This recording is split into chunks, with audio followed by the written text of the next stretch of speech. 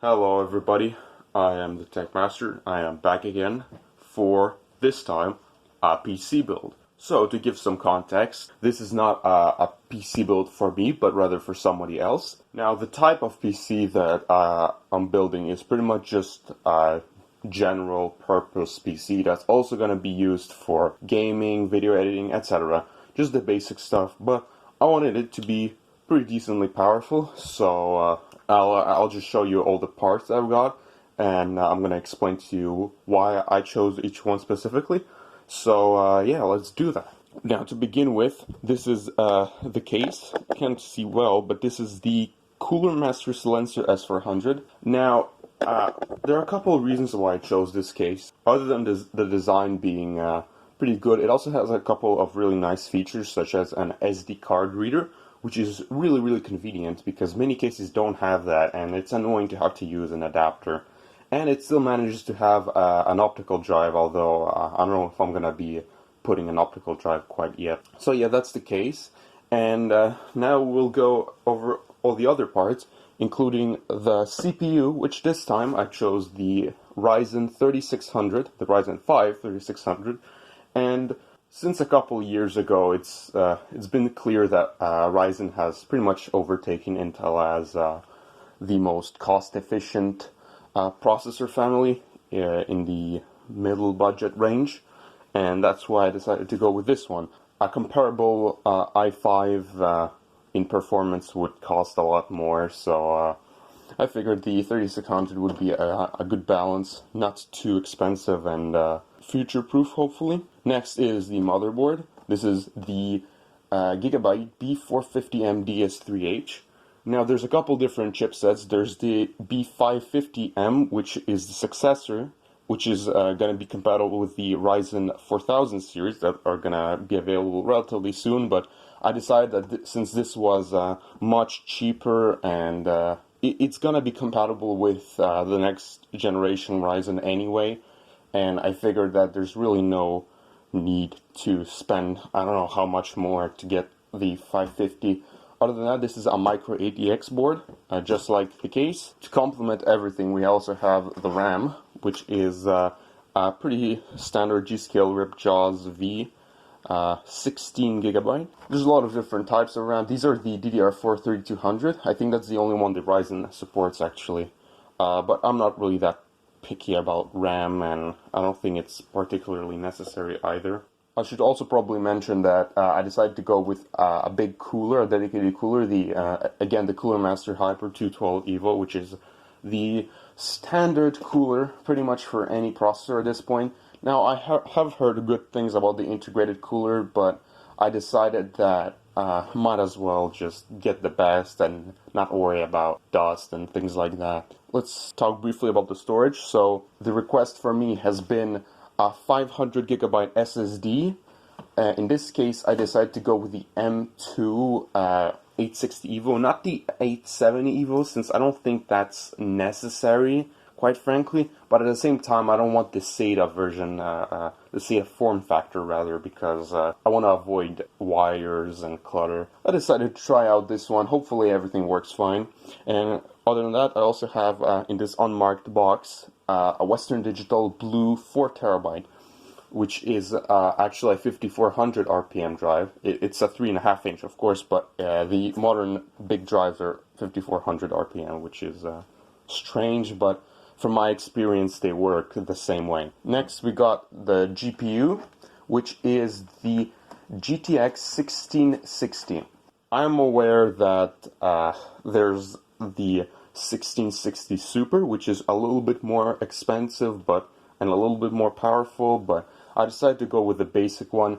And the main reason is that originally I wanted to go with a 1650. It's not really intended to be a gaming PC anyway, it's just intended to be good enough for almost anything. So yeah, I think the 1660 is a good balance. In this case, I bought the Zotac version, and I don't think it matters that much what brand I take. Finally, we got the power supply. This is the Corsair CX550M, very similar to the power supply that I have, which is the CX600M.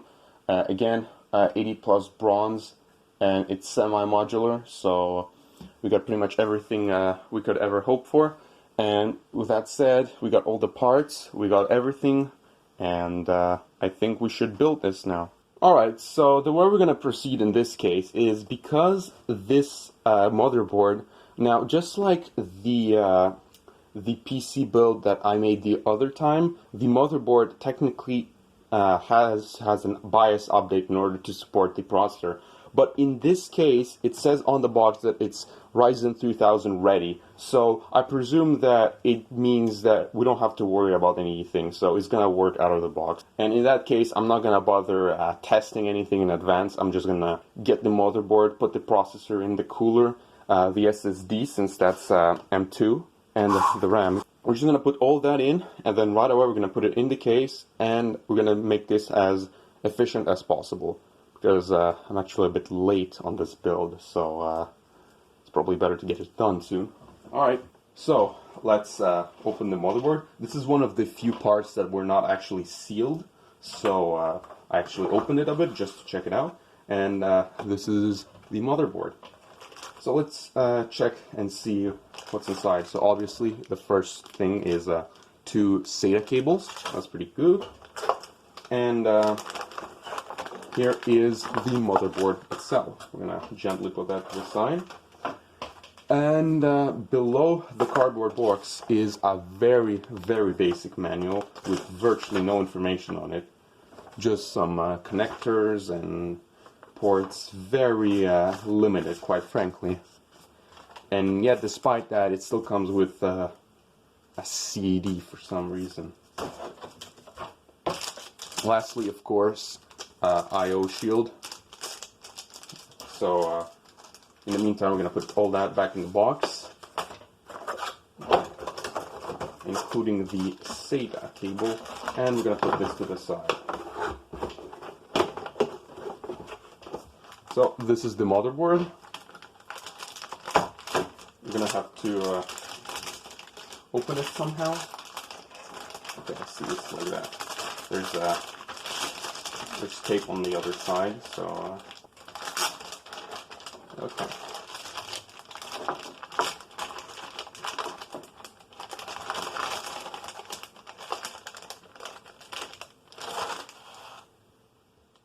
And there we go. This is the motherboard.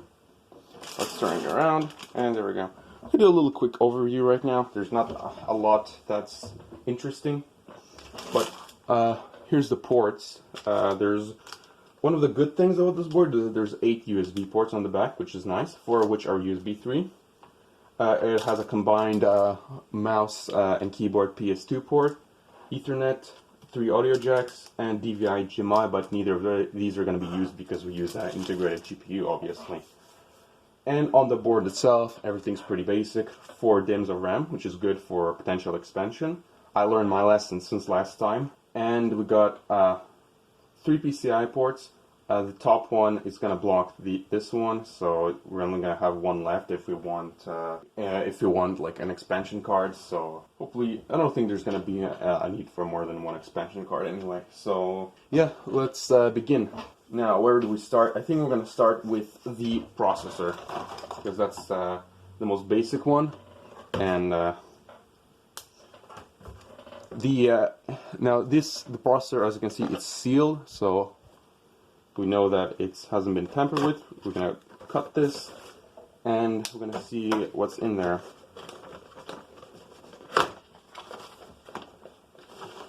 So on the side is where the CPU itself is, of course, right here, with a little sticker, just because to be kind to us. And this is the cooler itself, but we're gonna put that back because we don't need it. Okay, but this should be pretty easy, so I don't think I need instructions for that part. We're gonna need instructions for the cooler though, but I'm gonna put that last because there's all the other stuff. So yeah, this is the CPU. The AMD Ryzen 5 300. You gotta be careful with this one, so it's gentle. Now, I haven't actually. Now, unlike the Intel processors, these don't use LGA, so they actually have to they have pins that actually have to go inside the slot. So we're gonna open it real quick and see what direction it is. So let's do that carefully. Maybe I should read the instructions just to be safe, because I'm not familiar with this CPU type. There we go. See, now it's all in, and I'm gonna close this, and there we go. Now, one thing I'm gonna say is that it's a lot lighter. This ramp, not the ramp, the little lever. Everything doesn't feel like I'm gonna break it, unlike the Intel processors. So yeah, there's the processor put in place, and hopefully that's good. Okay, now what else do we have? What we have is the RAM. We could put that right away as well. This is as well something that's not sealed, so I briefly opened it just to check it out. But there's really nothing interesting in the package. There's just a G.Skill sticker, which is not needed. And usually I think it doesn't matter if I put in these two or these two, so we're just gonna do, I think I'm gonna put these ones because they're the furthest away from the cooler. That's always a good idea. Usually, I think motherboards, they don't care which pair they're in, as long as they're not directly next to each other.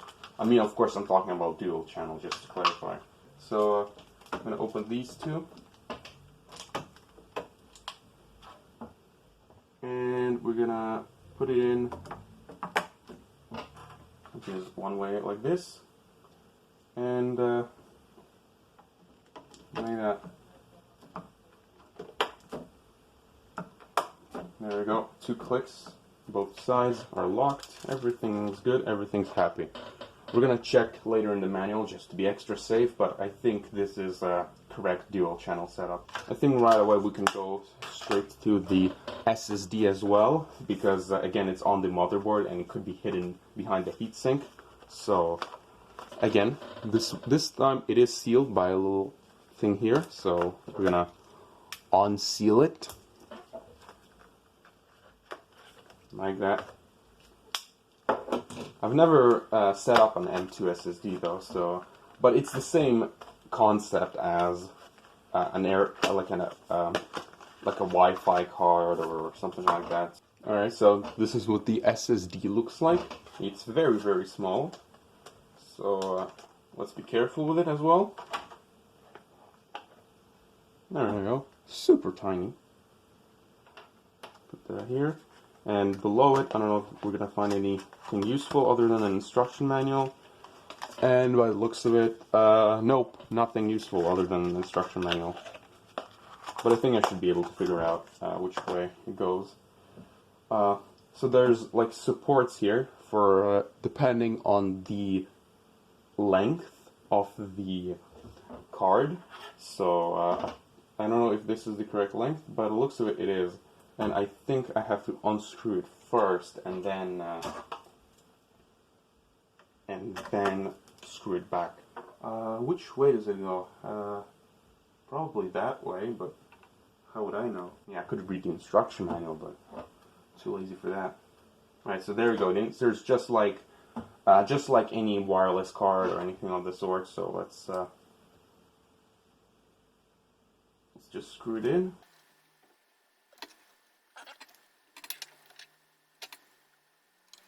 Alright, there we go. Now it's make sure it's properly aligned, and then we're gonna screw it in tightly.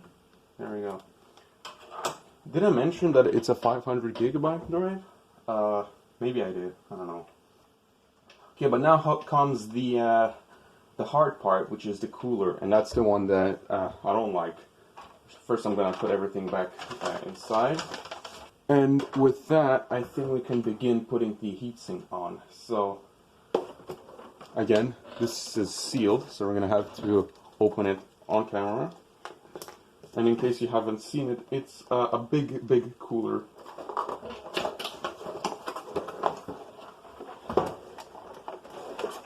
So, accessories box, of course, and of course the cooler itself. Look at how huge that is in comparison to, just by the size of the Ryzen box, you can tell how much smaller the included cooler is. Maybe it's a good cooler, but I don't know, I don't want to go that route anyway. So we're just gonna go all out, get the big cooler, and if there's overclocking or anything like that, there's nothing that's I'm gonna have to worry about. Now this part is where I'm not gonna be speaking a lot, probably, because I don't like this. I really don't like setting up the cooler, and we're gonna have to turn it around and like install the bracket probably. Alright, so we're just gonna follow the instructions, and the first thing that it says to do is to remove the fan, which should be doable pretty easily. There we go. There we go, fan over there, and this is the cooler. Now right away it wants me to put the thermal paste and unpeel the label. So, but I'm gonna wait a little bit till I do that. Okay, so the instructions are actually different depending on whether you use AMD processors or Intel. But I think what we have to do here is, see here in the box there's brackets and stuff. Actually not this one, but the other one, if I can find it. This thing. Basically we have to align it somehow. Alright, so I think we have to align it like this. Next, by the looks of it, we're gonna either have to remove this, but I don't know. I think we're gonna have to still put the metal bracket on the back, which is annoying.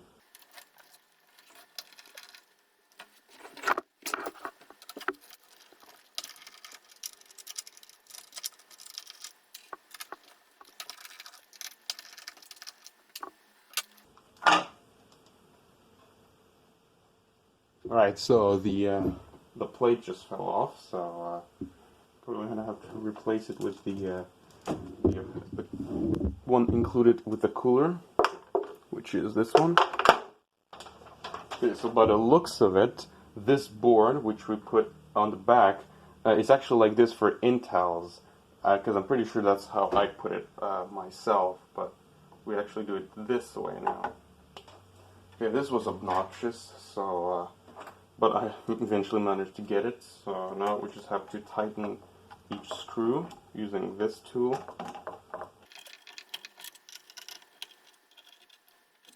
And there we go.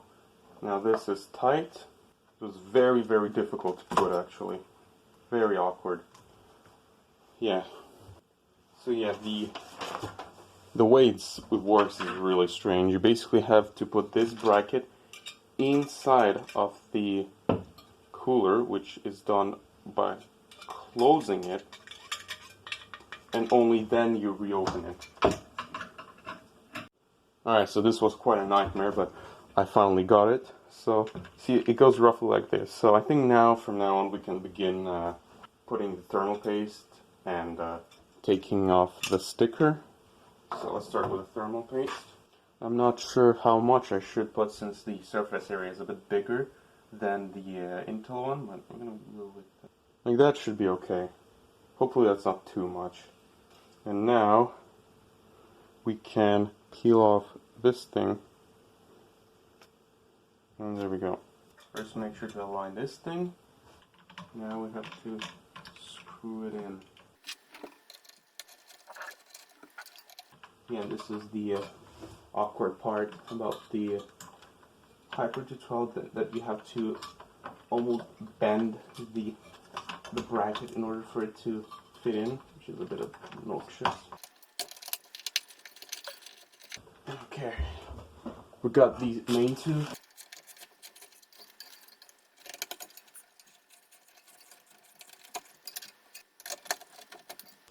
Okay, with that said, it's screwed in and it's out of focus the whole time, goddammit. One small thing is that there's a little bit of paste leaking, so I'm just gonna clean that real quick. And now all we have to do, put the fan. The fan, which by the instruction goes like this. It's probably gonna be easier if I remove the RAM.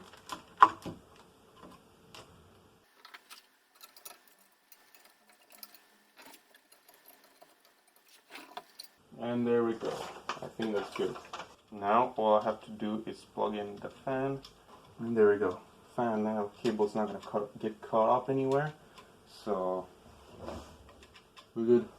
By the looks of it, there is enough space for all 4 RAM sticks, which is very good. But still, since we're we're not using all 4 at the moment, so we're just gonna use the ones that are further away.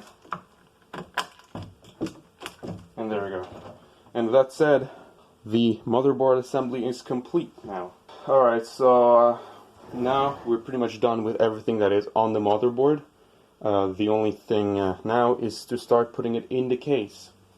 Alright, now we're ready to begin part 2 of the build, which is the case and everything inside. So this, as I said, is the Silencio S400, Cooler Master Silencio S400, and probably should put that off the table, at least for now.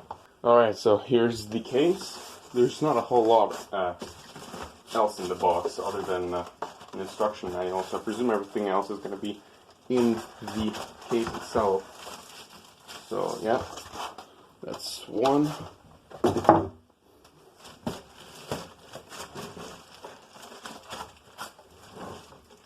And that's two. Now we can unwrap the computer. Okay, so it's from the bottom. It's actually easier for us.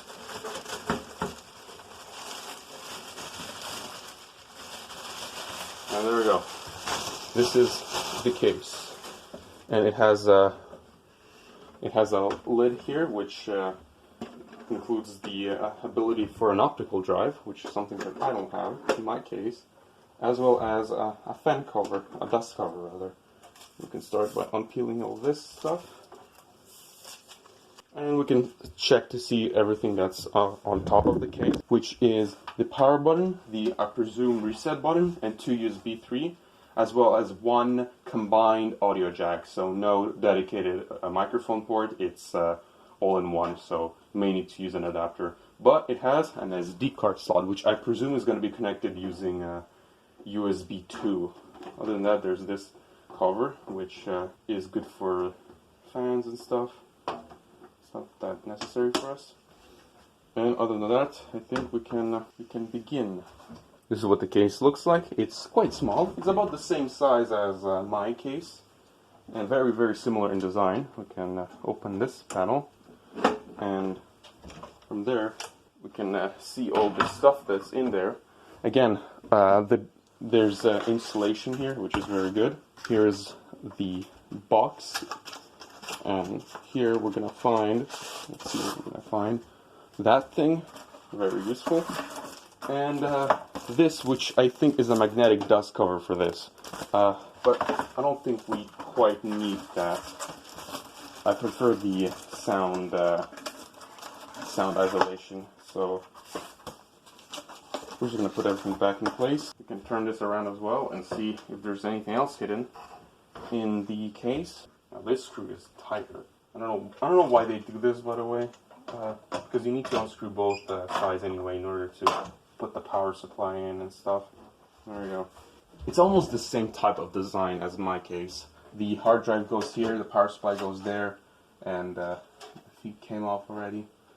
Okay, that's bad. And there's all the cables. These are all kinds of zip ties and stuff that we can throw away. And there we go, these are the cables. And this is, of course, HD audio, USB 3, and just as I suspected, the SD card slot, which is connected via USB 2 header. All sorts of headers. And there's this, which I'm not quite sure what it is. I think it's adapters for the fan in case you can't plug it in or something. So, but for now, I'm gonna put all of that inside for now. We're not gonna rush anything. So I'm just gonna close the lid, and we're gonna begin by installing the motherboard standoffs, and only then we're gonna do all the other fancy stuff. Okay, so one weird thing is there's these cables which sorta, I don't know what exactly they are for. Maybe they're to hold the cables that we just looked at, but I don't know, it's weird. But one thing that I'm noticing is that there's all these stands for the motherboard are already installed, which is fantastic. I'll double check in the manual just to be sure that there's nothing secret. Right, so by the looks of it, all of these stands are already in place, and we just have to put the motherboard in and screw it in, which is very, very convenient. And I'm going to give a plus for that, for the case. Oh yeah, I should probably put the I/O shield first, because otherwise I'm going to screw it up. Alright, so here's the I/O shield for the motherboard. So I have to remember which way I put it. I think it's from the inside. So we just do this, make sure that the fan cable doesn't get stuck. Alright, I know you didn't see anything, but I just put the I/O shield. Okay, so one thing that we should be a little careful about is there's this fan cable, which we don't want it to get stuck or be behind the motherboard or anything like that. Okay. Alright. There's the fan cable, make sure it doesn't get stuck in there. And I'm pretty sure that this is more or less right. Right, so unfortunately recording me putting the motherboard in was a bit too difficult, so I screwed everything in. I also removed two of the standoffs because they weren't necessary, and one of the screws in the motherboard one of the screw holes in the motherboard doesn't have anything to screw in, unfortunately, but I think that's a big deal. So the next step, as recommended, is the graphics card. So I think we can do that. One thing that's quite interesting is that, by the looks of it, my motherboard uses the second port for the graphics card, which is a bit unusual, but not that important. And there's the fan, by the way. I should probably just plug that in right now before I forget. It's very dark, so I'll use the lamp. Okay, now we can put the graphics card, and we actually have to open it first. So there's the graphics card. I'm going to try to record it as best as I can. Again, sealed, so I didn't check it out yet. No longer sealed.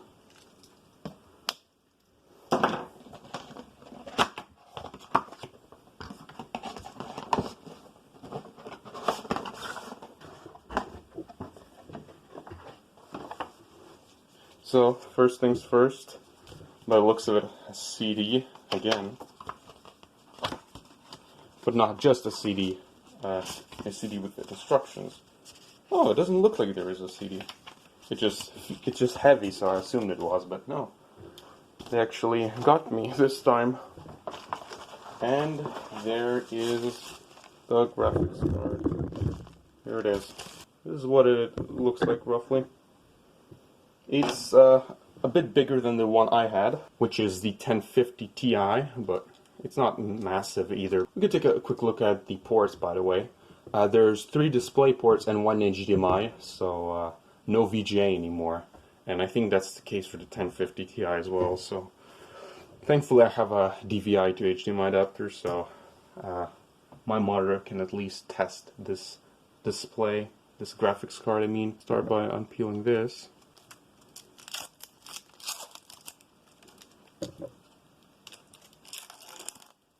Now we have to unscrew the 2 brackets.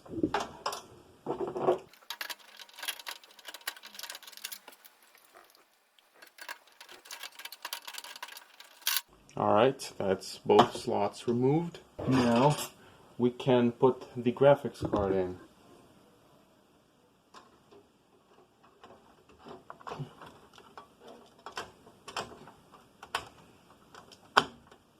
There we go. Easy peasy. Just have to screw it back in and we're good.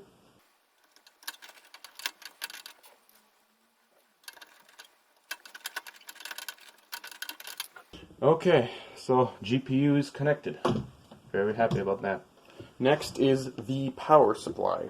With that, we can begin unboxing the power supply.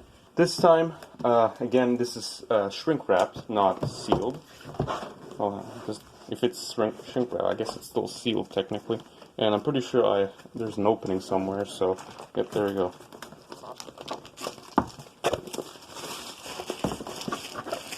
There we go. And there's the power supply, box rather. And there's some important information. I don't think it's very important for me. And zip ties, good, and the individual modular cables. Followed by, of course, the main power lead and the power supply itself, along with the non-detachable primary connectors. So, okay, put that to the side for a while. So, now we can open this. There's the power supply. As you can see, the two cables that are attached are the 20+4 pin as well as the 4+4 pins, which are both necessary anyway, so it's not like it's a bad thing. In any case, now we're gonna put the power supply in. I'm gonna figure out how to do that first. So there's no detachable bracket like in the Fractal design. I'm just gonna unscrew this and probably just shove it in from the back. There's the power supply slot. These cables, we're gonna move them to the side.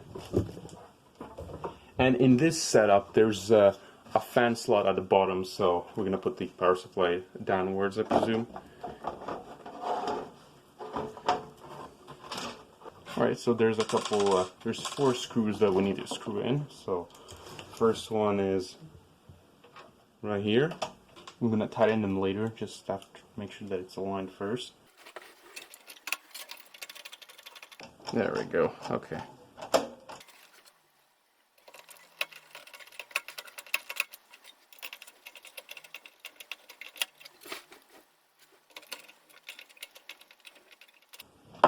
There we go. 4 screws in, power supply is connected, or screwed in rather. Now we actually have to start plugging everything in, because I'm pretty sure we put everything in, except the hard drive. We're going to do that a little later. We can start by putting the main 2 cables first, and then we can go from there. The trick here is to just put them in this way, and this one from the top, because that's where the connectors are respectively.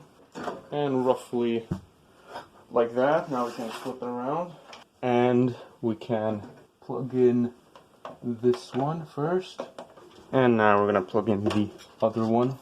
Okay, so I plugged in the 2 cables. Took me a little bit of a while, but I think we can begin actually hooking up most of the stuff. But I should probably put in the hard drive, and I forgot to mention that now I have confirmation that we're going to be putting the optical drive in, so that's be fun. Right, so either way we're going to have to flip it around in order to do all the other connections. The hard drive is apparently going to be connected on this, and they prefer that I use the top slot, so we'll decide that on our own. There we go, that's the hard drive bay. Open the hard drive now. Alright, hard drive. Putting the seal once again. Knife towards me, not a good idea. And there's the hard drive, 4 terabyte. This is the hard drive, so now we have to put the hard drive presumably like this on the bay. That's what it says in the manual.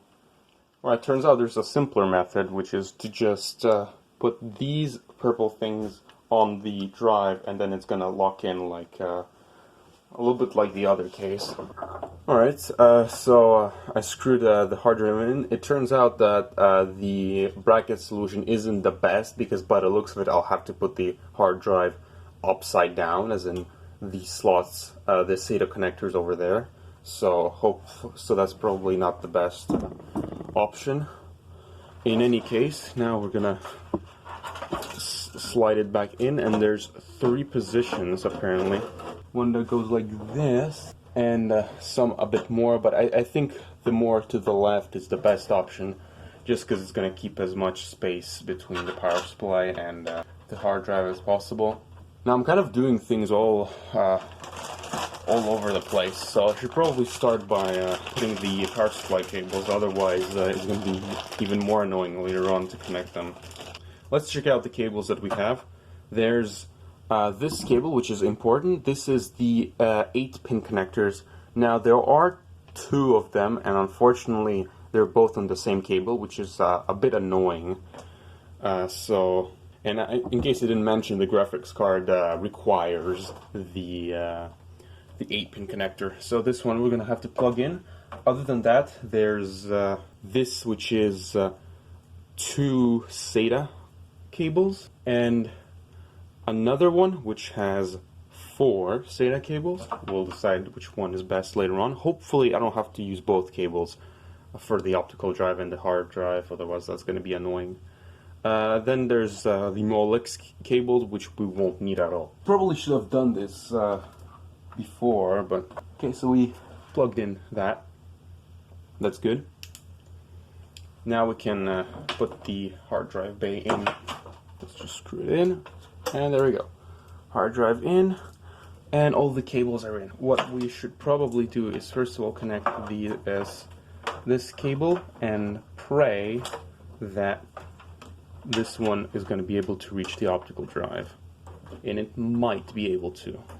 Might, keyword, not will, might. So, but maybe if we pray a little harder, then it's going to work. The cable, I'm going to see what's the best option. Probably to tie it like this or something. In any case, this is an 8-pin connector, so we're going to have to use the extra pins. And this, what I'm going to probably do, I don't want to zip tie it yet, so maybe I'll do that later. Alright, so now we're going to have to put the optical drive in first, and then we can try and connect the Molex connector. So in case you didn't show it, there's a door here, and you can actually change the direction by just unscrewing some screws. Okay, so apparently you just have to push it in. That's what it says. Okay, so it's actually the other way around, so it makes my life much harder than it needs to be.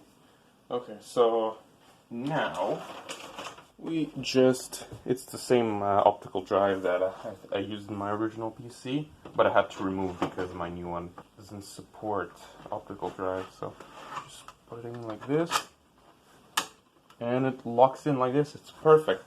It's perfectly seamless over there. There's no bump or anything like that, which makes me very happy. All we have to do now is connect the power cable, and as you can see, the cables are all I'm only using one power cable, and I don't have to use the other one, which is pretty good. First I want to do, and that is connect the SATA cables. We have 2 SATA devices, 2 SATA cables, and now I'm really glad that I went for the M2 SSD, otherwise this cable wouldn't be good enough for both. Plus I would have to borrow one of my own cables. These are the SATA cables, and one of them has an L shape and the other does not. And I think I'm gonna use the L shape for the optical drive, because that's a bit more space sensitive. So just gonna do it like this. And the optical drive I'm gonna plug into the not first slot. That's going to be reserved for the... Alright, flip the computer on its side one more time. And this is where we're going to take the other cable, this one, and plug it in like this. Both sides are the same, so it doesn't matter. And we can roll this through here, I think. I think now we should focus on getting all the fans plugged in, the fan and the SATA port, and then we're going to do the I.O. And once the I.O. is done, then the computer's pretty much going to be ready for testing. First I want to check to see if there is another fan connector. Alright, no, unfortunately there's only one slot. I just checked the motherboard, so we're going to have to use this cable in order to share the fan. I plugged in the cable, and I decided to, I actually had to zip tie at the end, so I would prefer to wait, but in this case it was just too distracting.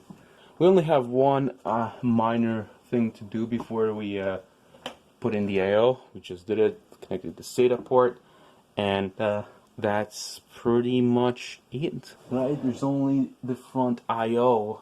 All the fans are connected. the optical drive, the hard drive, and everything else that is on the motherboard itself should already be perfect. You see, these are the two, or the multiple buttons.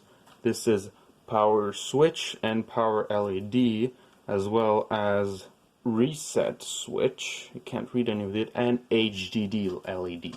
But first we're gonna do the simple stuff, which is the USB 3 and HD audio, as well as the SD card slot, aka front USB. We'll do those first. Alright, so by the looks of it, it's going to be a lot easier if I remove the graphics card, so that's what I did. Okay, good. Next is HD audio. That one goes here, it says here front audio. And for now, the last one would be front USB, which is the SD card. Alright, that's good. Now, here comes the most annoying part. The rest of them, basically. There they are. That's 1, 2, and 3. All of these are plugged in. Well, there's nothing questionable going on. What else are we left with? Well, of course, obviously we need to put the graphics card back, so we'll do that right away. Alright, I believe that everything is complete now.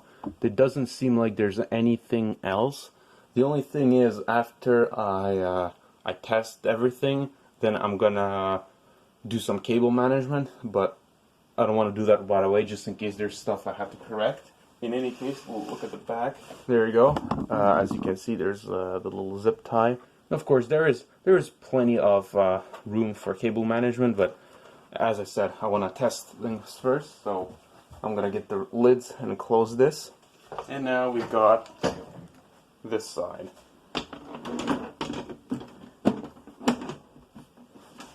And I think that's it. That's the computer. This is what the computer looks like from the side, from the back. Obviously the metal I/O shield is a bit annoying, but everything else seems to be perfectly fine. And of course, this is the front. Very, very slick. But if you do this, now you've got the optical drive. And another cool feature is that if I want to swap this side of the cover, I can just unscrew these and screw it this way. So that's convenient in case you have a specific setup and it only opens in one way. So that's good. It's magnetic too, which is cool. What do we do now? Well, of course, we're going to plug it in, test it, see that everything is recognized and that the computer at least boots. And yeah, let's do that. Alright, I think I'm not forgetting any important cables, and plugged in the video into my adapter, power cord, and of course the worst keyboard and mouse you could ever imagine. But we can also check to see if the USB port works. Alright, we're ready to power it on. Let's find out if this works. There you go, this way you should be able to see the LEDs. Alright, power it on.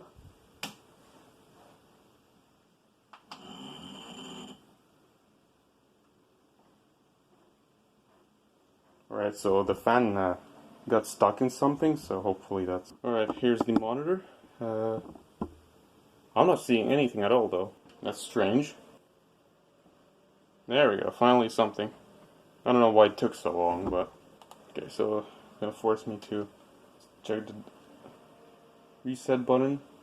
Now let's go to delete, which should go to the BIOS. Alright, BIOS has been reset. Fine. Okay, there we go. Alright, so believe it or not, while I was testing the BIOS, we got a power outage. The last like 3 hours. Yeah, okay. Yeah, so the computer shut down. Hopefully nothing went wrong. In the meantime, I did minor changes inside. I discovered that the noise you may have heard is the 8-pin connector being stuck in the GPU fan, so I moved it out of the way. Should be fine now. Another minor thing is I replaced the SATA connectors just so that they, or rather I plugged them in different slots just so that they're in order. It's really nothing important. Okay, so let's power this on. Hopefully I didn't blow up anything. There we go. There we go. It's quite quiet. And here we're just gonna take a look at a couple settings. And yeah.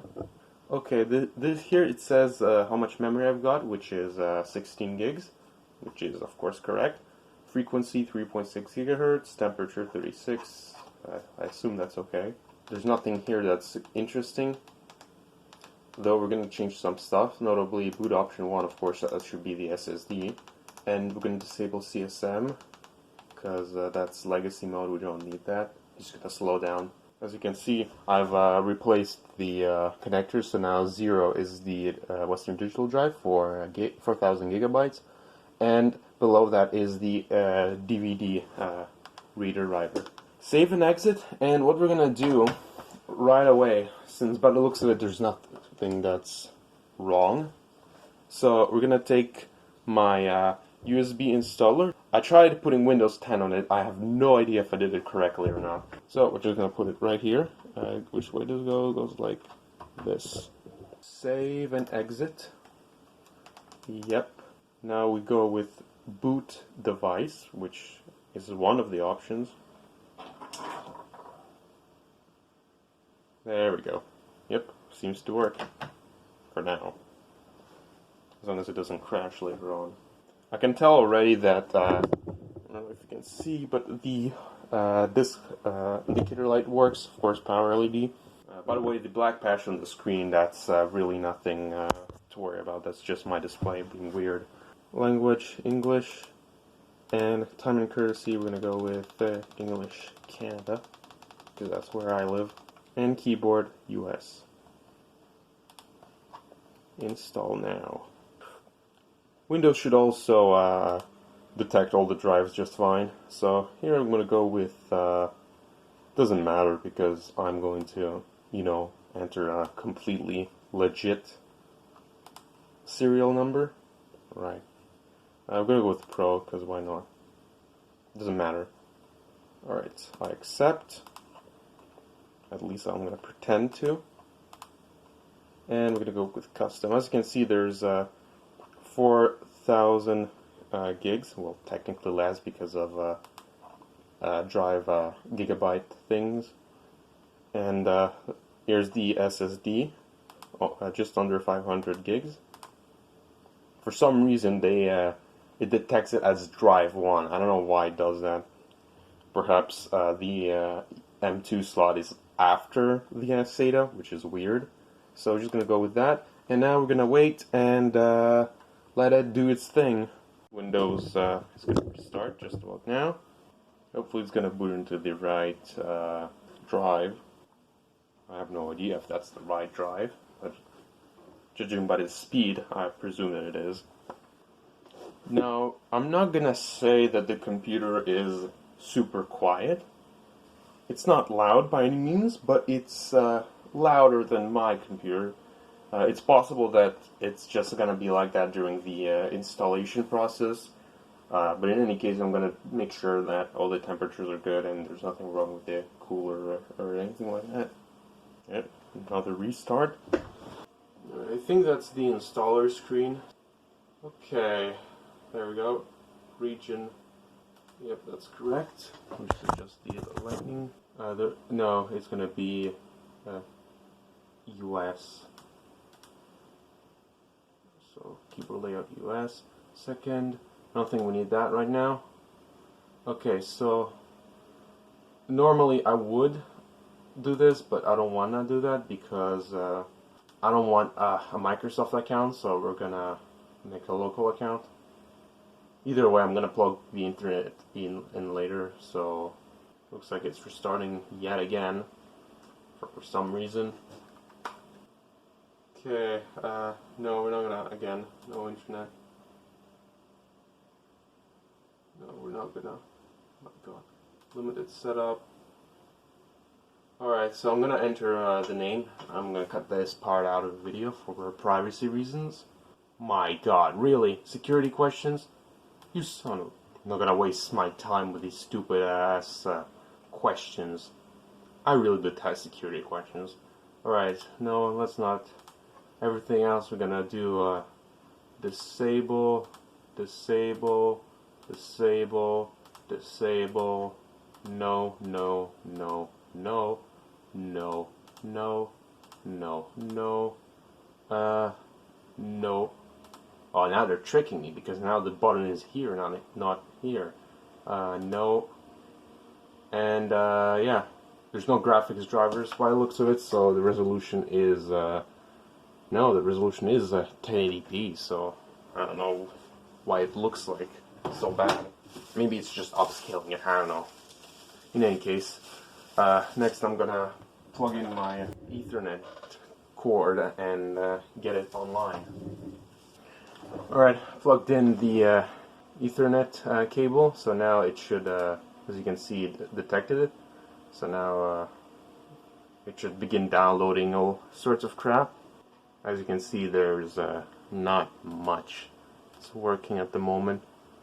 So we're just going to go straight to update. And I believe Windows Update should also install all the proper drivers. So NVIDIA is good. Realtek, Advanced Micro Devices, Realtek, and all this fun stuff. So we're just gonna let it do its thing. And time is wrong. It's not 2 p.m. It's 2 a.m. Yeah, it's late. Okay, but I need to figure out what's with the fans, because the fans are being very, very loud. Alright, I'm gonna let this run for a bit, and then we're gonna come back soon enough, I think.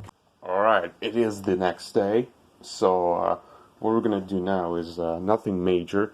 All I want to do is do some final cable management, just to make sure that none of the wires, they hit anything, and in case the computer moves, nothing gets stuck anywhere. So that's what we're gonna do. And to do that, we have all the zip ties here, and they should be good enough for that. The biggest thing I'm worried about, quite frankly, is this part, which, as I've mentioned, got stuck in the fan. And there's a couple of ways we could do this. Probably, like if I pull it to this cable, which is fairly solid, then that would at least prevent it from touching. And this is pretty solid. So we're just gonna do some stuff in the back, and then this should be good. We should probably cut this as well.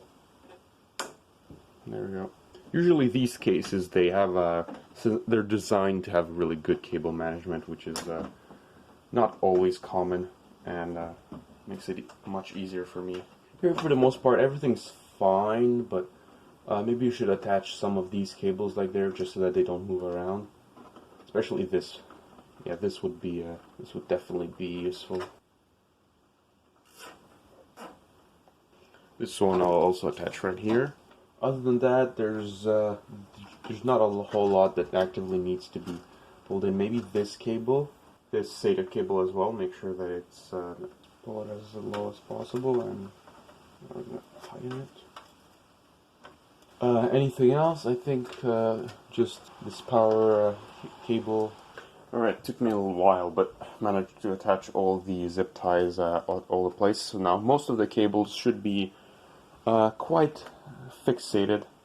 Not a lot of room to move or hit any other stuff. All I have to do now is cut the zip ties. Hopefully I'm not going to cut anything else by accident. That would be bad. Alright, and I think this computer is essentially complete from the inside at least.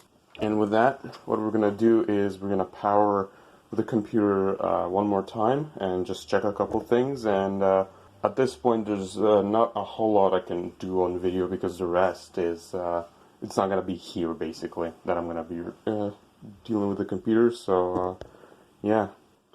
All right. So with that said, I think we can end this video. The computer has been built. I've done pretty much everything that there is to do. Other than that, it's gonna be up to the owner to install all the other stuff. But I did put a little bit of programs. Nothing much, but as you can see, the system works. I've also, I think I fixed the loud fans, and it was just misconfigured fan speeds. But I'm gonna look at it a little bit later in detail. In any case, I assume this is the end of the episode. I don't know if there's gonna be, quite honestly, I don't know if there's gonna be another video after this. I can't promise anything, but in any case, thanks for watching, and maybe I'll see you again, maybe not. Anyway, thanks again.